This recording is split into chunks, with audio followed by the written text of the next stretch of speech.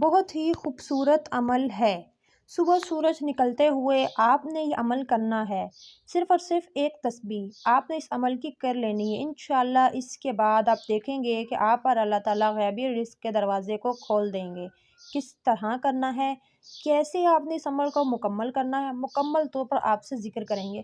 اس عمل کی فضیلت بھی ذکر کریں گے جو کہ مختلف روایات سے ثابت شدہ ہے۔ جو بھی انسان اس عمل کو کرے گا، جس بھی حاجت کے لیے کرے، اللہ کے حکم سے وہ حاجت اس کی پوری ہو جاتی ہے۔ جس مقصد کے لیے کرے گا، خواہ وہ نفع حاصل کرنے کے لیے ہو یا کسی مصیبت کو ہٹانے کے لیے ہو یا کاروبار کے حوالے سے ہو، انشاءاللہ جس بھی مقصد کے لیے کرے گا اللہ تعالیٰ اس کے مقصد کو پورا کرے گا۔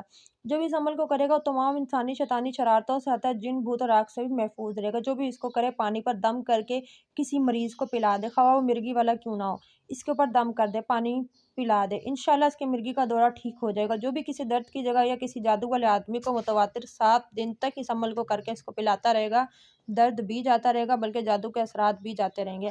آپ نے اس عمل کو کس طرح کرنا ہے کہ جب بھی صبح سورج طلوع ہو، سورج مکمل طور پر طلوع ہونے کے بعد ہی آپ نے یہ عمل کرنا ہے، کیونکہ زوال کا وقت ہوتا ہے، اس وقت میں آپ نے یہ عمل نہیں کرنا ہے۔ جیسے کہ فجر کی نماز جب قضا ہو جائے تو اس کے 20 سے 25 منٹ بعد آپ نے یہ عمل کرنا ہے۔ نماز اشراق کو ادا کرنا ہے، 2 رکعت نفل آپ نے نماز اشراق کے ادا کرنے ہیں۔ آپ نے جائے نماز پر بیٹھ کر سکتے ہیں تو کر لیں، اگر نہیں تو چلتے پھرتے بھی کر سکتے ہیں۔ آپ نے اول و آخر 11 مرتبہ درود پاک یعنی درود ابراہیم پڑھنا ہے، اور آپ نے ایک تسبیح آپ نے بسم اللہ الرحمن الرحیم کی پڑھنی ہے، اور اس کے بعد آپ دیکھیں گے کہ اللہ تعالیٰ آپ پر رزق کے دروازوں کو کھول دیں گے۔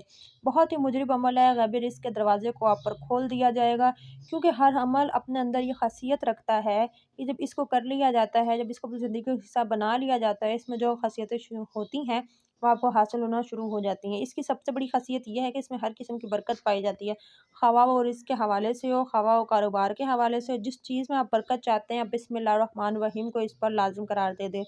آپ دیکھیں گے کہ آپ کے ہر کام میں، آپ کی اس چیز میں اللہ تعالیٰ نے کتنی برکت ڈالی ہے۔ اس کے حوالے سے جیسے کہ ذکر کیا کہ تمام تر آفات و بلیات سے اللہ تعالیٰ آپ کی حفاظت فرمائیں گے، حتیٰ کہ جن بھوت سے بھی اللہ تعالیٰ آپ کو محفوظ فرمائیں گے، وہ گھر آگ سے بھی محفوظ رہے گا، تمام تر بیماریوں سے بھی محفوظ رہے گا۔ یہ عمل کرنے کے بعد پانی پر دم کر کے رکھ لیں، سب کو پلائیں، گھر میں چھڑکائیں، جس طرح بھی آپ عمل میں لانا چاہتے ہیں لا سکتے ہیں، کیونکہ اس سے بڑھ کر کچھ بھی نہیں ہے۔ قرآن پاک کا آغاز بسم اللہ ہو رہا ہے، تو کتنی بڑی آیت ہے، آپ نے اس عمل کو ضرور کرنا، آپ کو